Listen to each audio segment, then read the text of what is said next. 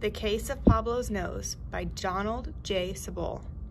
Encyclopedia Brown helps his father, Idaville Chief of Police, solve cases. In the summer, he runs a detective agency from the family's garage with the help of his friend, Sally Kimball. True to his nickname, Encyclopedia has the answers, even to problems that stump everyone else.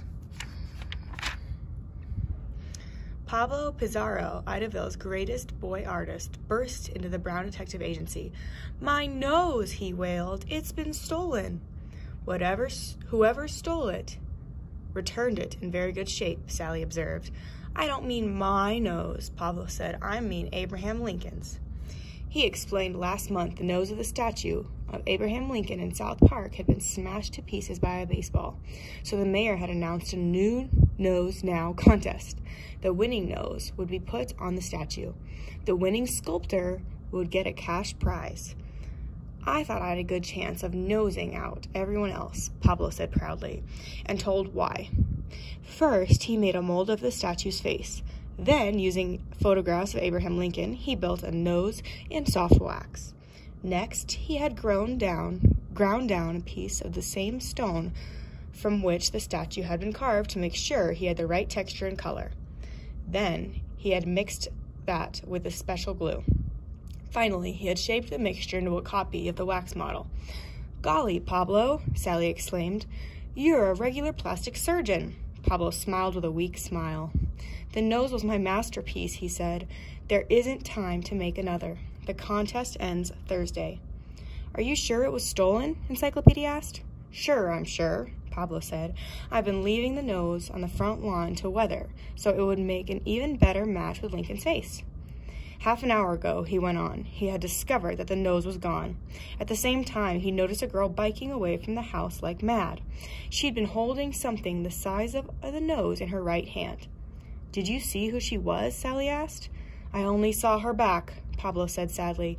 "She wore a blue shirt and rode a purple bicycle." He paused for a strengthening breath of air.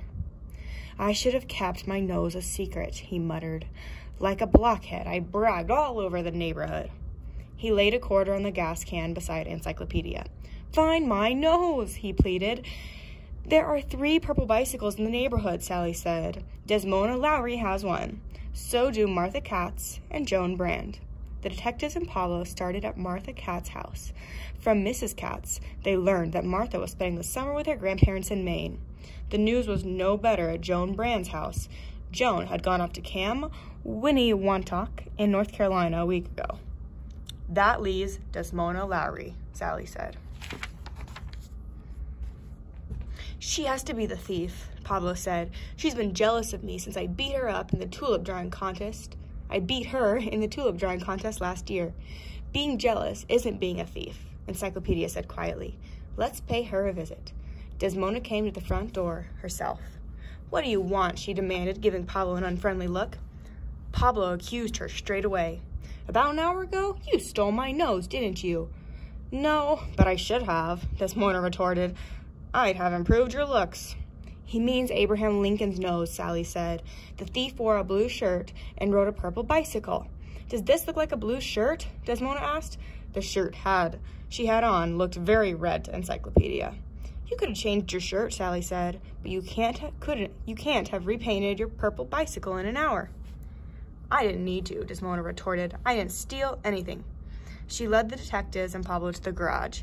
A purple bicycle stood half hidden between the water heater. "When was the last time anyone saw me ride a bike?" she said. "Not for a long time, right? Fact is, it hasn't been ridden for nearly a year." "That's the most unheard of thing I've ever heard. Unheard of thing I ever heard of," Pablo yelped. She seemed uncertain. She glanced nervously at Encyclopedia. Encyclopedia was uncertain too. He tried to recall when he'd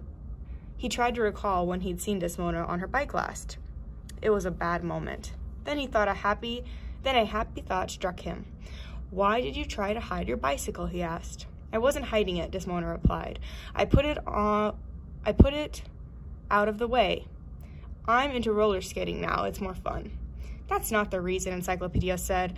"Come on, tell the truth. You were never much of a good at riding a two-wheeler." "Who says?" Desmona snapped. She rolled the purple bicycle onto the street.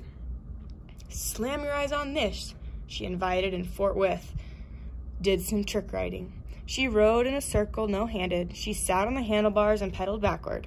She lifted the front wheel off the ground and whipped it through a figure 8. There, she sneered, I showed you how I can ride a two-wheeler.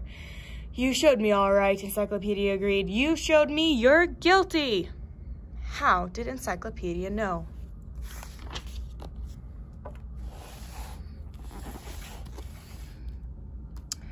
Solution of the case of Pablo's nose. Desmona denied being the girl Pablo had seen riding away on a purple bicycle. To give herself an alibi, she claimed that her purple bike hasn't been ridden in nearly a year. Encyclopedia had his doubts, so he got her to show off how well she rode the two-wheeler. That was her mistake. She couldn't have done tricks if a bicycle had really been unused for nearly a year. The tires would have lost air and been flat. Pablo got his nose back. Since it was the only nose entered in the new Nose Now contest, it won.